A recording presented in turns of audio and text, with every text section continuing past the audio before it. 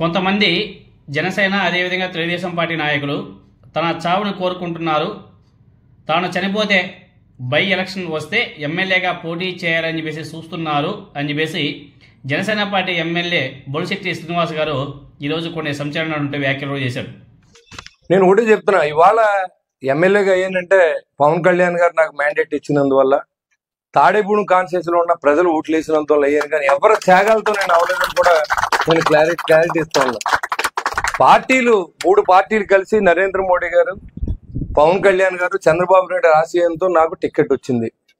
ఖచ్చితంగా టికెట్ వచ్చిన తర్వాత గెలిపించడం అనేది ప్రజలు చేయవలసిన అవసరం ఉంది. ప్రజలు అత్యధిక మెజార్టీని ఇచ్చారు. తాడేపూడి కాన్స్టిట్యూన్సీ ఏర్పడిన తర్వాత 62,500 మెజార్టీతో నన్ను నెగ్గించారు. నేను ఒక సామాన్యుడిని. మా నాన్నగారు ఒక ఆర్టీసీ డ్రైవరు.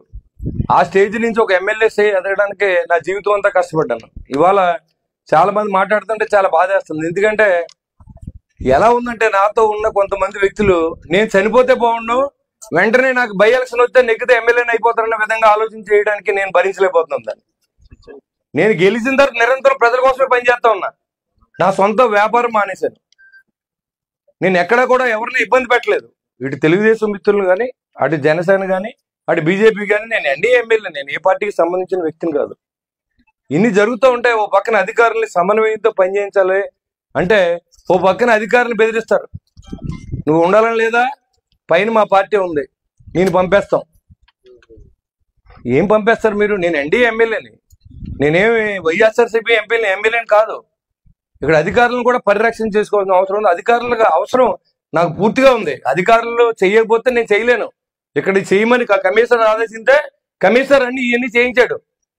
ఇది చేయమని అనిల్ వీళ్ళంతా ఉండి రాత్రనగా పాలన ఇక్కడ కొంతమంది కూర్చొని టీలు ఒకరు పెట్టి, కాఫీలు ఒకరు పెట్టి, గవర్నమెంట్ డబ్బులు ఇవ్వకుండా ఇది అభివృద్ధి చేస్తూ ఉంటే విమర్శలు చేసేవాళ్ళకి చెప్తున్నాను. నేను ఎప్పుడు చనిపోతున్నా తెలియదు, కానీ చనిపోయినప్పుడు మీరు ఖచ్చితంగా ఎమ్మెల్యే అవ్వాలని నేను కోరుకుంటున్నాను. నేను ఉండగానే చనిపోవాలని కోరుకోవద్దని చెప్పి కూడా మీకు తెలియజేస్తాను. ఎందుకంటే అది అన్ని చూడండి, కూటమి ప్రభుత్వంలో అధికారం వాళ్ళదే, ప్రభుత్వాలు వాళ్ళవే. వాళ్ళ ప్రభుత్వంలోనే వాళ్ళ ఎమ్మెల్యేలకు దిక్కు దివాణా లేకుండా పోయాయి, సెక్యూరిటీ కూడా లేకుండా పోయాయి. ఇన్నేళ్ల ప్రజా జీవితంలో ఎవరిని ఇబ్బంది పెట్టలేదు, అధికారులు బెదిరిస్తున్నారు, తాను ఎమ్మెల్యేను అనే విషయం మర్చిపోయి ప్రవర్తిస్తున్నారని చెప్పేసి మాట్లాడాడు బొలిశెట్టి శ్రీనివాస్ గారు.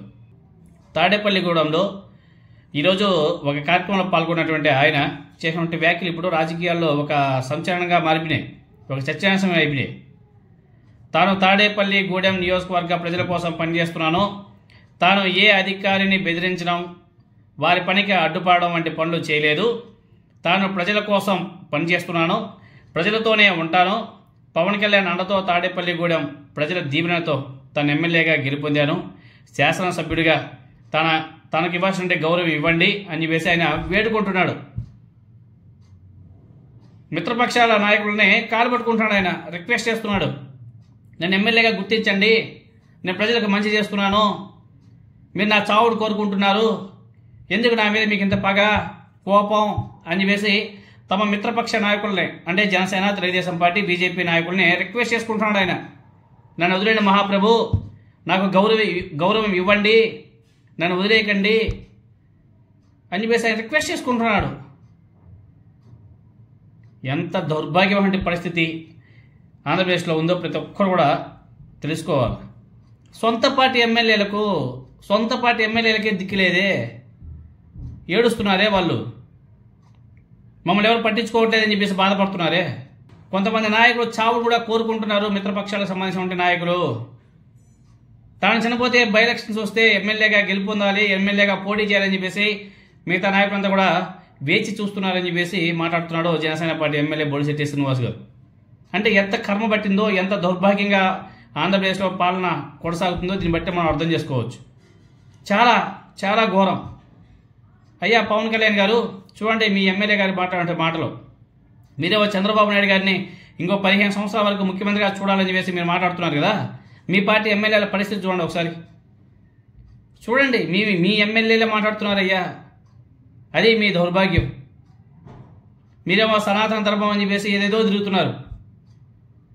ఒకవైపేమో మీ ఎమ్మెల్యేల పరిస్థితి చూస్తుంటేమో జాలేస్తుంది. ఎమ్మెల్యేలకే సెక్యూరిటీలే, ఎమ్మెల్యేలే తమ ప్రాణాలకి విలువ లేకుండా పోయిందని చెప్పేసి బాధపడుతున్నారు. చూడండి అయ్యా పవన్ కళ్యాణ్ గారు, మీరు డీసీఎం కదా, మీరు ఒకనొక సమయంలో అయితే ఒక రాజకీయ నాయకుడు అనేసి అనుకోవచ్చు.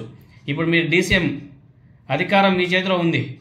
ఫస్ట్ మీ ఎమ్మెల్యేలకి సెక్యూరిటీ కల్పించండి, మీ ఎమ్మెల్యేలను జాగ్రత్తగా చూసుకోండి అయ్యా. ప్రజాస్వామ్యంలో చాలా ఇంపార్టెంట్ ప్రజాప్రతినిధులు.